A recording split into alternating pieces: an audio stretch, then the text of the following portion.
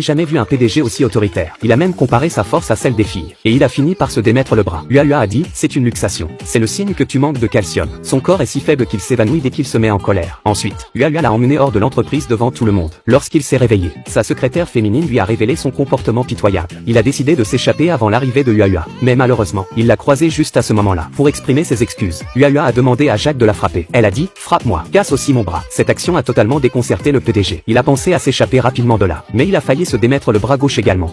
Uahua s'est excusé en disant, désolé, Jacques, c'est une réaction instinctive de ma part. Le lendemain, Jacques, avec son bras blessé, a été arrêté par Uahua dès qu'il est entré dans l'entreprise. Elle lui a demandé de boire une tasse de décoction de plantes médicinales pour se rétablir. Par fierté, Jacques a voulu attendre un moment avant de boire. Mais Uahua a dit non.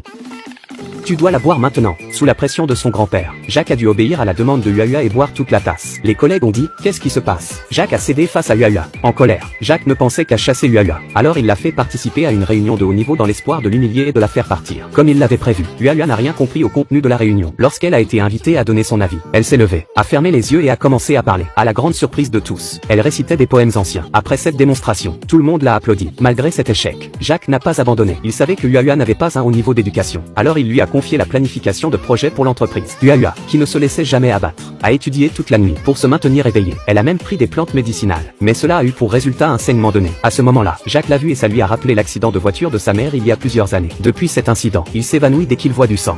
Dans les cris de Uahua, il s'est réveillé et s'est caché dans un coin comme un enfant de 3 ans. Quand Uahua s'est approché de lui, il s'est déplacé vers l'intérieur. Le lendemain matin, en se réveillant, il a vu Uahua à côté de lui. Jacques a reculé et a demandé, que s'est-il passé hier? En même temps, Uahua lui demandait, quelle maladie as-tu attrapé? Pourquoi te comportes-tu comme un enfant? À ce moment-là, son assistant est entré dans la pièce.